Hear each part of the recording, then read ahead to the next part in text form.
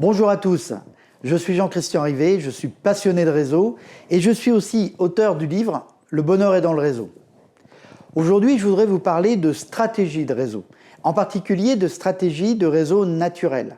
Parce que vous le savez, il n'y a pas de réseau numérique si derrière, il n'y a pas des réseaux naturels, des réseaux physiques sur lesquels on s'appuie.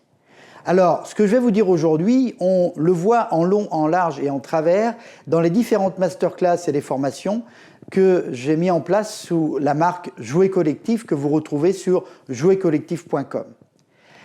Ce que j'entends très souvent, c'est « je perds mon temps ». Et c'est vrai que beaucoup de gens perdent leur temps dans leur réseau. Alors pourquoi est-ce qu'ils perdent leur temps? Justement parce qu'ils n'ont pas vraiment de stratégie. On leur a dit d'aller dans un événement, il y a un nouveau réseau qui a été créé, et donc ils y vont un petit peu jouer les curieux.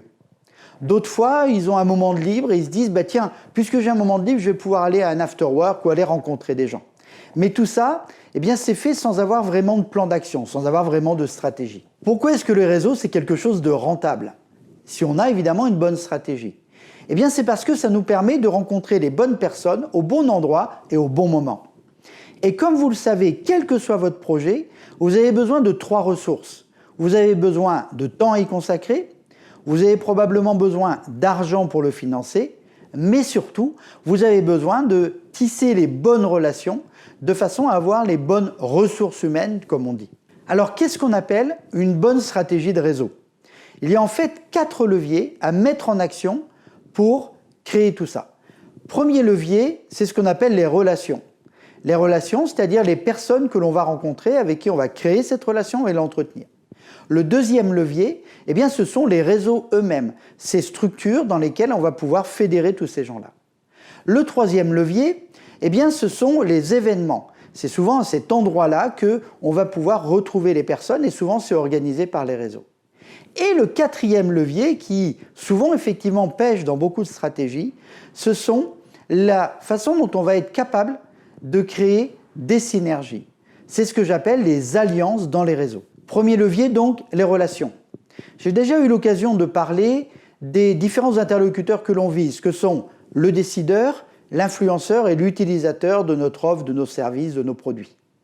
Maintenant, dans les réseaux, on va avoir une troisième cible qu'on va pouvoir activer, qui sont les gens que j'appelle les connecteurs. Et donc, quand on va créer des relations, on va avoir besoin de repérer ces gens-là qui sont capables de nous mettre en relation avec d'autres personnes. Et la meilleure façon de trouver des connecteurs, on verra que c'est d'être soi-même un connecteur. Deuxième levier, ce sont les fameux réseaux. Alors on en connaît effectivement, on a des réseaux nationaux comme le MEDEF, la CPME, les DCF, des structures comme ça. On peut en avoir des plus locales, comme votre club d'entreprise par exemple, des associations d'entrepreneurs. Et là, je dirais, il y a 3 grandes catégories de réseaux. Il y a des réseaux qui sont des réseaux, ce que j'appelle informels. Alors ça, c'est le réseau qu'on a naturellement, qu'on a déjà créé. Vous avez déjà un réseau qui est probablement informel, c'est-à-dire qu'il n'y a pas de structure derrière d'association. Le deuxième type de réseau, ce sont les réseaux structurés, dont je viens de parler un petit peu, et qui sont des réseaux qui sont à différentes tailles d'échelle, qui peuvent être thématiques ou qui peuvent être généralistes et qui peuvent être plus ou moins interactifs. C'est à vous de faire votre choix. Maintenant, votre objectif peut être aussi de créer ce que j'appelle le troisième type de réseau, qui sont les communautés. Ce sont des communautés de pratique ou des communautés d'intérêt. Ce sont des communautés dans lesquelles on va pouvoir justement, construire des choses ensemble. Alors, ils sont formels ou informels d'ailleurs, mais ce sont des réseaux, ce sont des réunions de personnes dans lesquelles on va pouvoir co-construire des choses. Et quand je vais choisir ces différents réseaux, j'ai besoin de me poser une première question qui est de savoir ce que ces réseaux peuvent m'apporter. Mais la question la plus importante encore, qui va vous permettre de pérenniser dans le temps votre stratégie, c'est surtout ce que vous pouvez apporter à ces réseaux. Le troisième levier, ce sont les fameux événements. Donc les événements, ce qui est intéressant, c'est que ça va nous permettre de cristalliser un petit peu ce qu'on a vu tout à l'heure, c'est-à-dire on va y rencontrer des relations et c'est organisé souvent par des réseaux que l'on côtoie. Et donc première question que je me pose moi, pour savoir si un événement est bien dans ma stratégie, c'est qui sont les personnes que je vais rencontrer et qui l'organisent. La deuxième chose, c'est est-ce que je peux m'y impliquer? Est-ce que je peux être partie prenante de ces événements-là? Parce que je n'aime n'ai pas envie d'être simplement consommateur. Et la troisième question que je me pose, c'est est-ce que ces événements-là sont récurrents? Parce que des événements récurrents vont vous permettre d'entretenir la relation et donc de faire grandir la complicité que vous avez avec les personnes que vous côtoyez.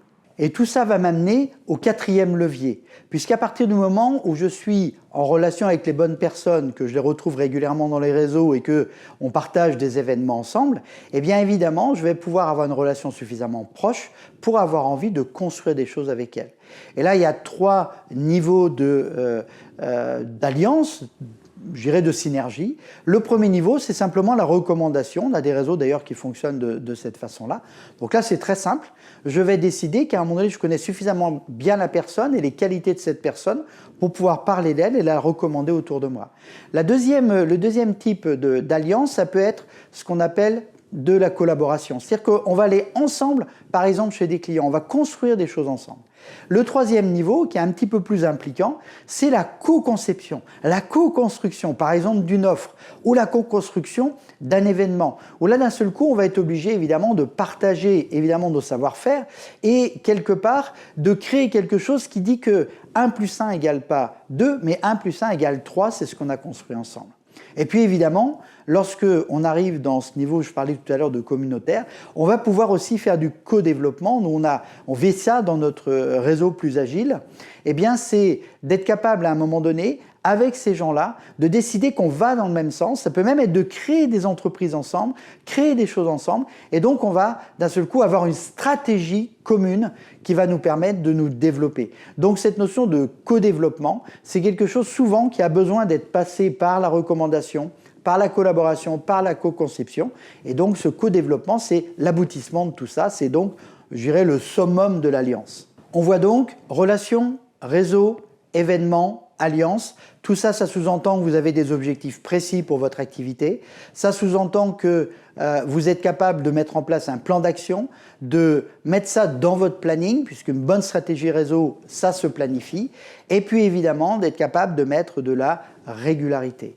Et si je devais résumer tout ça et symboliser tout ça, je dirais que c'est avant tout, une bonne stratégie réseau est avant tout un état d'esprit. Et cet état d'esprit, eh bien, je pourrais le résumer dans la formule qu'a donnée Thomas Edison, qui nous disait que les hommes ont tendance à construire trop de murs et pas assez de ponts. Eh bien, moi, j'aimerais qu'ensemble, si on a l'occasion de partager du temps ensemble, eh bien, c'est qu'on se mette à construire des ponts entre les gens, et j'espère qu'on aura l'occasion de faire ça, en particulier à travers les réseaux sociaux, puisque c'est là que vous voyez cette vidéo. Comme je vous le disais, eh bien, ce sujet de la stratégie réseau, comme beaucoup d'autres sujets que j'ai déjà traités en vidéo, vous pouvez les retrouver dans l'offre de formation et de masterclass Jouer Collectif sur le site jouercollectif.com. Vous pouvez aussi me contacter si vous avez des questions, soit sur ce sujet, soit sur les autres sujets, soit sur l'offre de formation et de masterclass.